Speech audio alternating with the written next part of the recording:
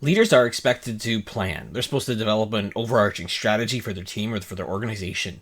So whether it's technology, it's people, it's processes, it's tools, it's headcount, it's resources, you have to have a plan.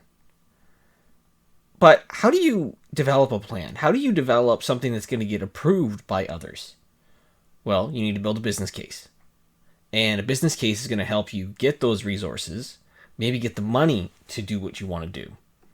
But I find it fascinating today how many leaders fail to understand either the importance or even understand how to make a business case. And that's what this lesson is going to be all about.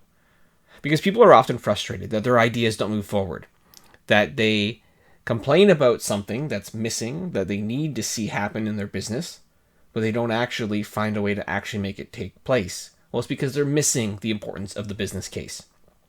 Inexperienced leaders, they lack this insight, that they need to apply some logic, some rationale, some justification, ultimately to try and get what they want done or accomplished. Some people just don't realize that there are financial implications of decisions. So then they are upset when they've asked for something and it just doesn't happen. Because not all decisions can happen like that. You have to plan them out. You have to be strategic about them. The when you're going to do it, why you're going to do it, and what's that return on investment truly going to be. So there are some critical elements that are required to make a business case more effective. I've had a lot of experience over my career, and I've had varying degrees of simplicity and complexity with business cases as well. Depending on the ask or the plan, I think that it could be done via an email, a report, or maybe a full-blown presentation. But regardless of the medium, the tactic, the approach, there are 4 key elements that I think are critical and important for every business case. The first is what I call the summary and the impact. It's really an explanation of the problem that you're trying to solve. You want to include this, and it's going to be about why this is important now and not later to address this issue that you're bringing forward. The second component is options. What are the 3 to 4 options to maybe solve this problem that you've noted? You see, a lot of people, they'll come with a problem, but they'll never actually propose a solution. They dump that problem onto somebody else. But in a business case, you need to come with multiple solutions. Of the 3 to 4 options to consider, you must also include what I call the do nothing option, where you basically share the risks associated with doing nothing at all. You're weighing the pros and cons of all the options that are available. Then there's the recommendation. Like, what's your preferred option? You've gone through all the scenarios, you've thought through logically what's at place, but how do you determine what should you move forward on? Sharing your selection criteria of why you're recommending what you are and their thought process behind it is important. And then the final section is what I call the justification section. How will implementing this help your business, your team, your organization, maybe the customer experience improve? How will it generate more money? Because you need to be able to define this and measure this in terms of both impact and overall metrics. Justifying a business case is where a lot of people go wrong. I think that there are 3 main ways that you can justify whether a project, initiative, something that's been put forward in terms of a strategy should happen or not. 1 is that it's going to increase revenue. 2, it's going to save maybe time or money. Or 3, it's going to enhance the customer experience.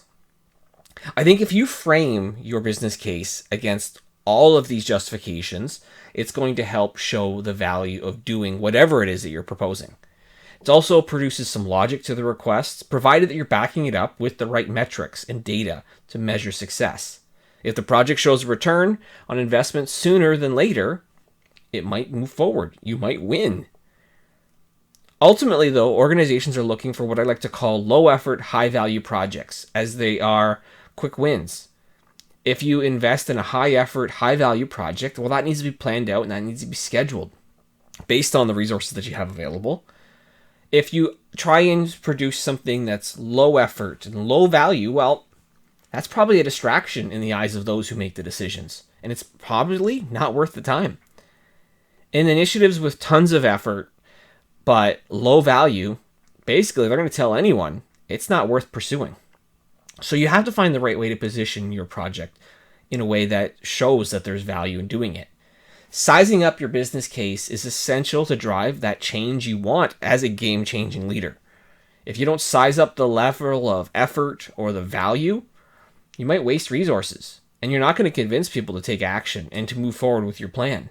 But if you take note to incorporate the 4 elements that I've shared in this lesson, you're going to be better able to produce a business case that is maybe going to generate more traction.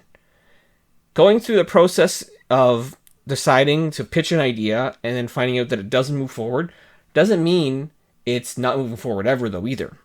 Remember, sometimes a no is a no in that moment. It's not a no forever. So make sure you try and practice your approach as you try to pitch your business case. And you might have success, but if you don't be discouraged, because there's more kicks at the can that you can try and make to try and actually make it happen and make it a reality.